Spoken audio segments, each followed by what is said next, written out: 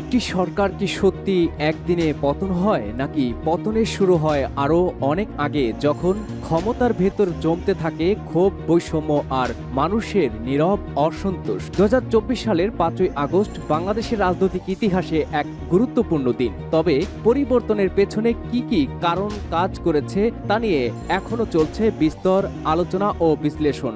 আজকের প্রতিবেদনে আমরা দেখব কিভাবে একটি কোটা সংস্কারের আন্দোলন ধীরে ধীরে বৃহত্তর রাজনৈতিক সংকটে রূপ নিল এবং কেন এই ঘটনাকে ভিন্ন ভিন্ন দৃষ্টিকোণ থেকে ব্যাখ্যা করছেন গবেষক ও বিশ্লেষকরা।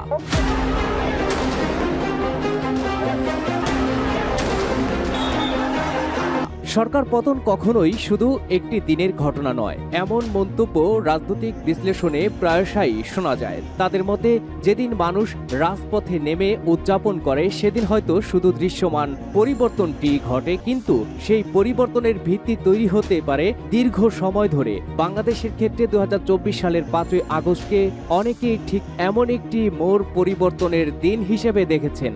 ঘটনার সূচনা হয়েছিল সরকারি চাকরিতে কোটা সংস্কারের দাবিতে শিক্ষার্থীদের আন্দোলনের মাধ্যমে। বাংলাদেশে এর আগেও কোটা সংস্কারের দাবিতে আন্দোলন হয়েছে, তবে এবার পরিস্থিতি দ্রুতই বদলে যায়। প্রশ্ন উঠতে শুরু করে, কিভাবে একটি শিক্ষার্থী কেন্দ্রিক দাবি অল্প সময়ের মধ্যেই বৃহত্তর রাজনৈতিক আন্দোলনে রূপ নিল। মুক্তিযোদ্ধার সন্তান নাতিপুতিরা কেউ মেধাবী না, যত রাজাকারের বাচ্চারা নাতিপুতি হলো মেধাবী, তাই না?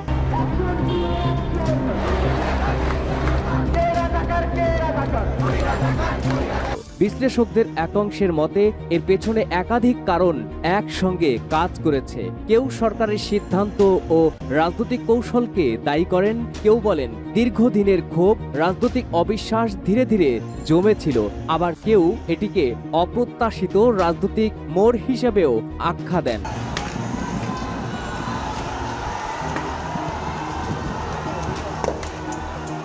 ইতিহাসবিদরা বারবার টাকম্যান ক্ষমতার ভুল সিদ্ধান্তের ধারাবাহিকতাকে মূর্খতার অভিযাত্রা হিসেবে ব্যাখ্যা করেছিলেন। অন্যদিকে নাসিম নিকোলাস তালেবের ব্ল্যাক সোয়ান তত্ত্ব অনুযায়ী বিরল কিন্তু উচ্চ প্রভাব সম্পন্ন ঘটনাও ইতিহাসের গতিপথ বদলে দিতে পারে। তবে বাংলাদেশের ঘটনাকে এই তত্ত্বগুলোর কোনোটির মধ্যেই পুরোপুরি সীমাবদ্ধ করা যায় না, এমনই মত অনেক গবেষকের। বাবাকে বলে আসছি, আজকে যদি মরে যাই আমার রাষ্ট্র যেন রাস্তা থেকে কেউ না তুলে, প্রয়োজনে শহীদ হব।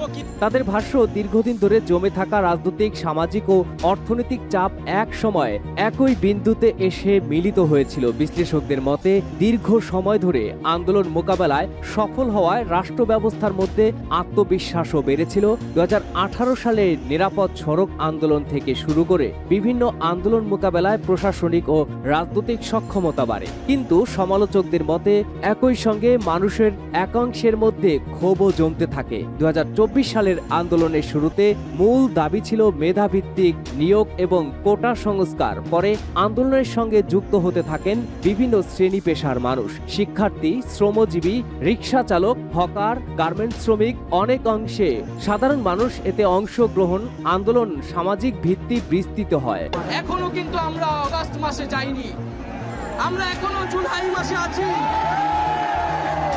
এই জুলাই হত্যাকাণ্ডের ফয়সালা করেই আমরা অগাস্টে যাব।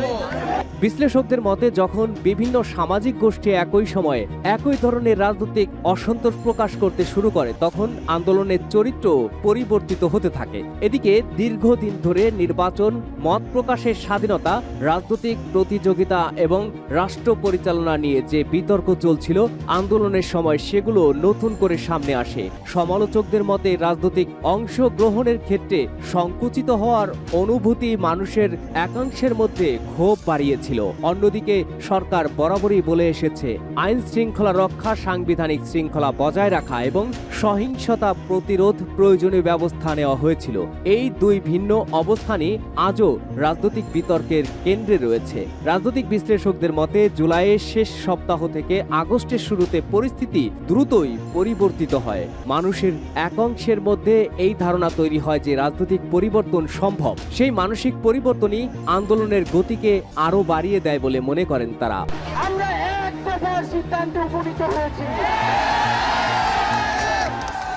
এই সরকার কোনোভাবে আর এক মিনিটও ক্ষমতায় থাকার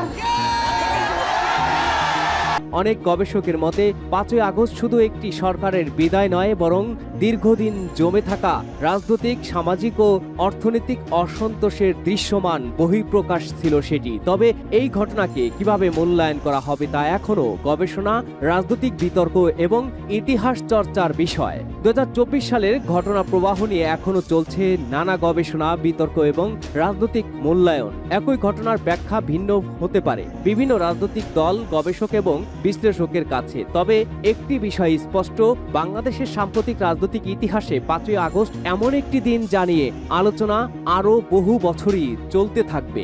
ভিউয়ার্স, এ বিষয়ে আপনার মতামত কি কমেন্টে জানান। ভিডিওটি তথ্যবহুল মনে হলে লাইক দিন, বন্ধুদের সঙ্গে শেয়ার করুন এবং বাংলাদেশের সর্বশেষ রাজনৈতিক বিশ্লেষণ পেতে আমাদের চ্যানেলটি সাবস্ক্রাইব করতে ভুলবেন না। ধন্যবাদ।